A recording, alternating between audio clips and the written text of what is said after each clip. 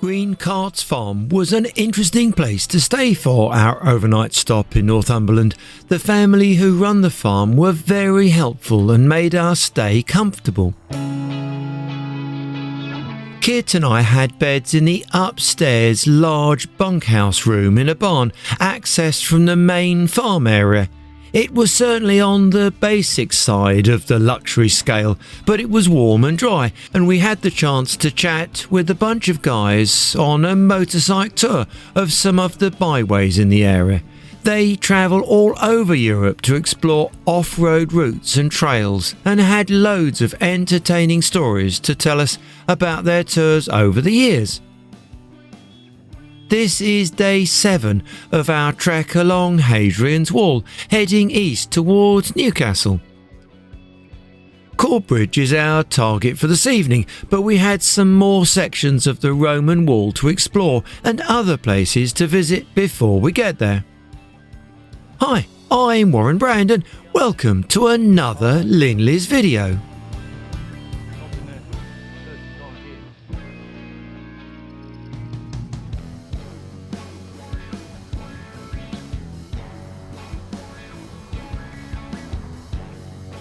The section of wall here, lying oddly in the middle of an open field area, is another impressive example of a consolidated section. Having been substantially rebuilt in the recent past, the remains left here now form a very clear picture of what the wall once looked like, although it would have been significantly taller than this example.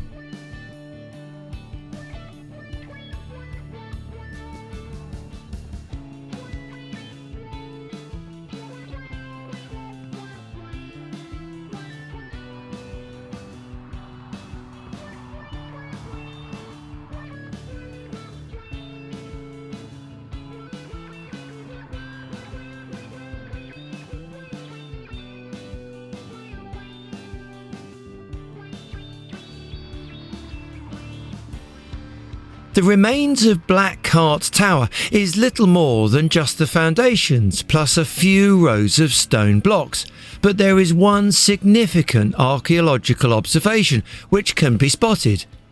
In the doorway threshold, which remains in place just as it was laid 2,000 years ago, there are some deep engravings. The old wooden door once hinged just here.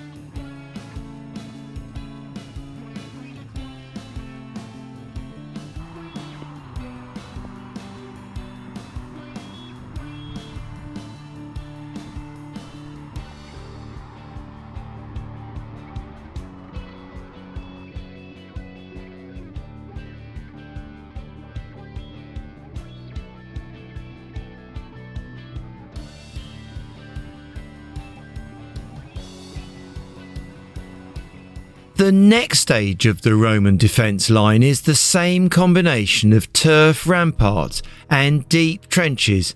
To negotiate this section, the modern wooden walkway has been constructed.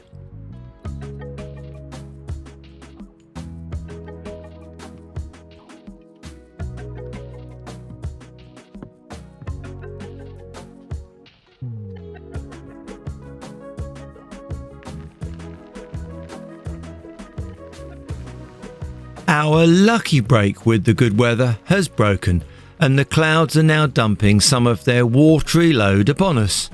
Whatever, no matter, we have all the gear to keep us dry, and the forecast is for it to improve again, at least for a while.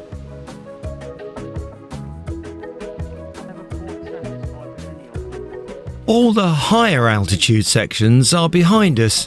Ahead are fields, river crossings, and a couple more sections of preserved wall.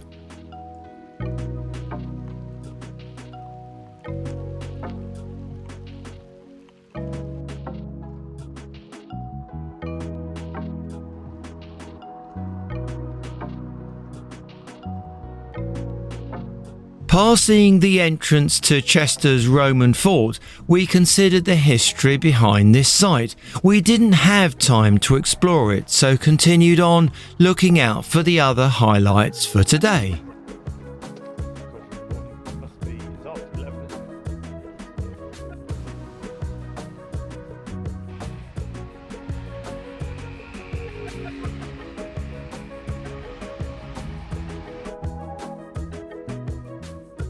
By this roundabout, we spotted a lovely coffee shop and dived in for a mid-morning hot drink and snack.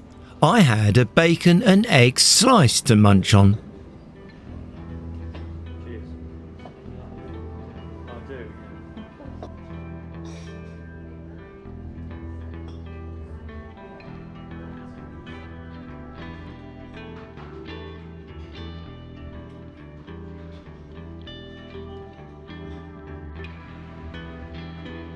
The River North Tyne is already quite broad here as it passes through Chester and on towards Newcastle.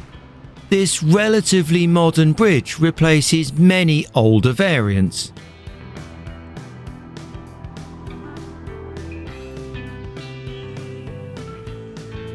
The site has been used as a river crossing for thousands of years and, very importantly, became a formal crossing point when the Romans developed the roads in the area.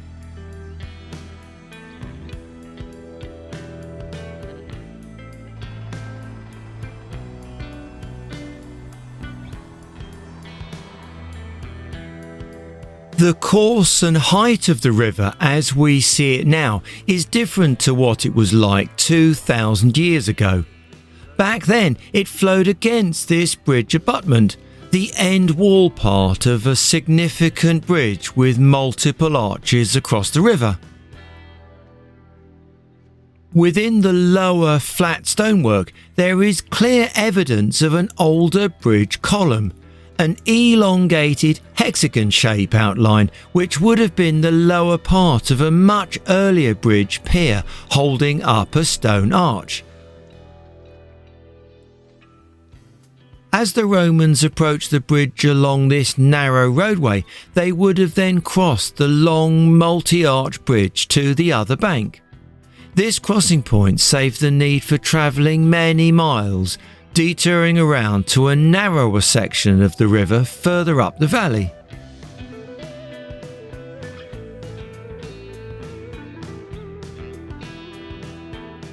Looking across the river, the other side of the bridge can be spotted, although there's less stonework evident now.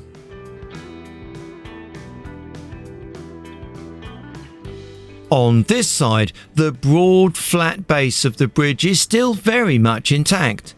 The higher stonework in the centre and leading off up the bank is the end tower of the old bridge, with the roadway which would have gone over the bridge. Looking closer at the old pier, the sunken part is where the infill would have been inside the stonework of the oldest column.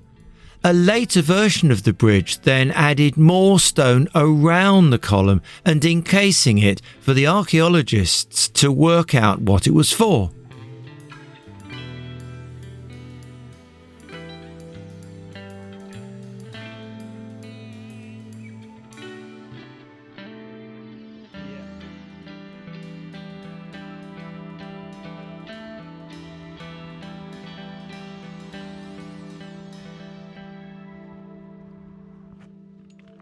Leaving the river crossing behind, Kit and I pushed on along our trail, the section of woodland featured next, before breaking back out to the open fields and, yes, another excellently preserved section of Hadrian's Wall.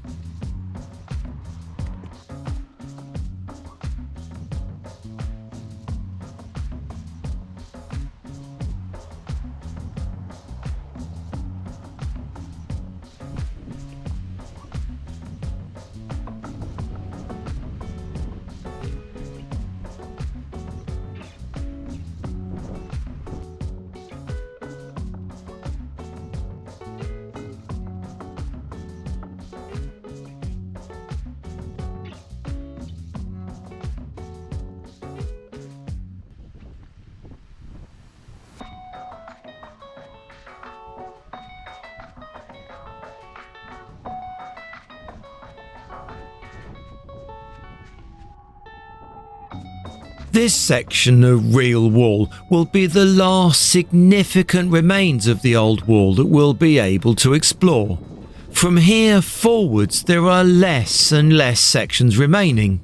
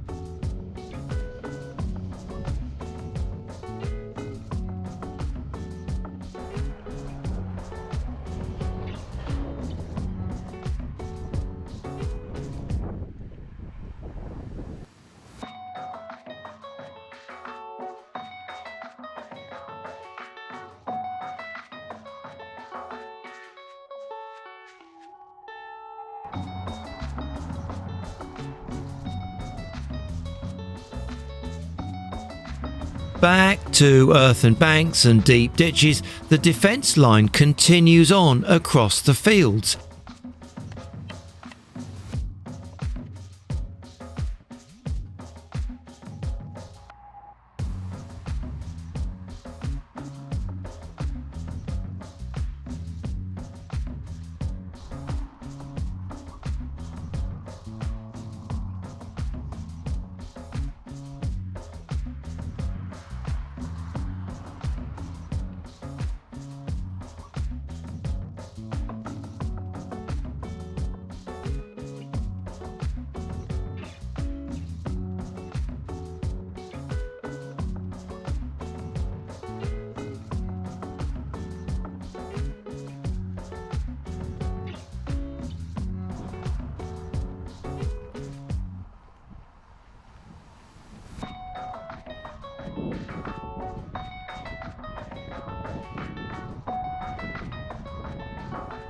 At this junction, we finally turn off the main Hadrian's Wall trail.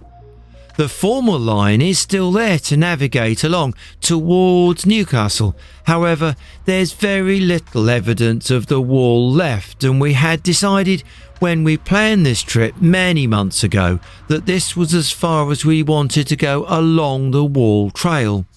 There are other interesting places to explore in the area, so we continued on towards Corbridge to find our overnight accommodation.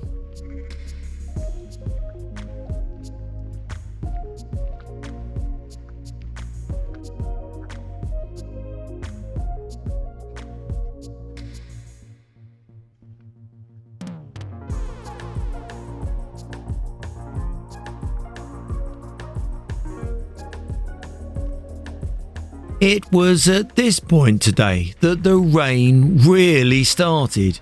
We had full waterproofs on, but the intensity of the rain meant that we did get a bit wet. Through flooded roads and then through a piece of woodland with rivers running where the paths go, we just kept going.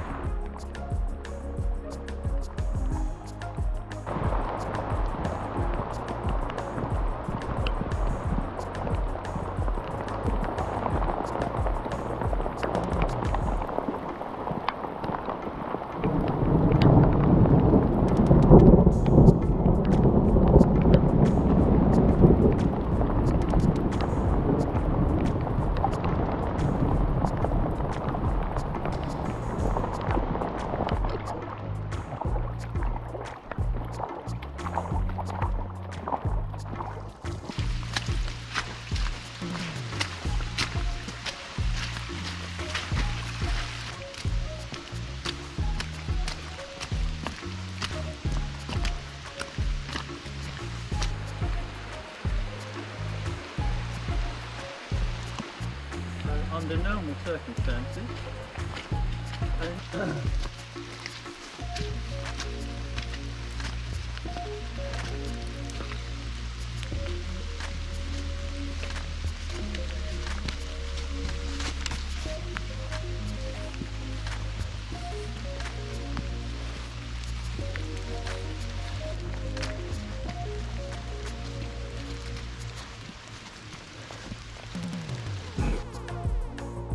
The very last bit for today was across some fields, through an underpass across the main road, and finally a walk into Corbridge, where the Wheatsheaf pub is our target for the night.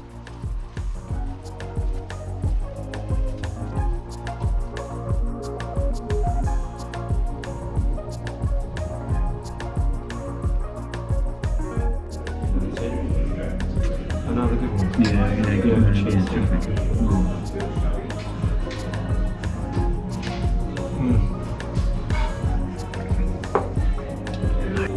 It didn't take us long to offload our bags in our room and return to the bar for a celebratory pint. A lovely meal then followed. There are a couple more sections of our adventure to include, so please look out for these videos as well. Thanks for watching and bye for now.